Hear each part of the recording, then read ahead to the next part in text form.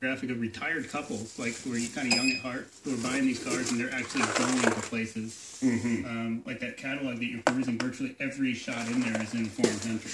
Yeah. I'm looking at a lot of, I don't know, Darfur. These are the guys that have like $1 million motorhome and they're towing their $100,000 Jeep behind it. I said Darfur, I meant Dakar. There's a big difference. Well, there are some of those people, but a lot of these people are just downsizing. They've done that, and they just want to be light and move and see some stuff in their life. I'm ready to downsize to $1 million motorhome. Yeah, so this is like the equivalent to the guys who would buy the motorhome and see America or see whatever country. Yeah, maybe a little more adventurous than those, but yeah, absolutely. Yeah, it's hard. Once those RVs get off the road, they get a little less responsive. A little squirrely in the dirt. You know, like speaking of, what you were saying about the front bumper, on the way down here, I actually drove this car from Montana to here, and I actually hit an 8-point buck just outside of Idaho. Yeah, you were texting and driving, weren't you? No, I wasn't. But there was 0 damage to the car. Unfortunately, not so much to the buck.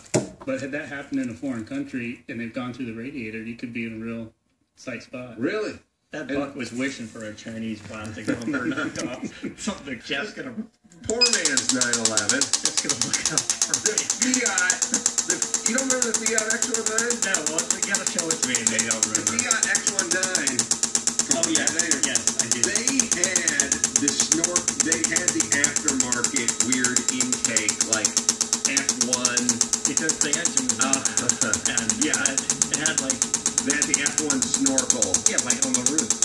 Yeah, like, but it was just right.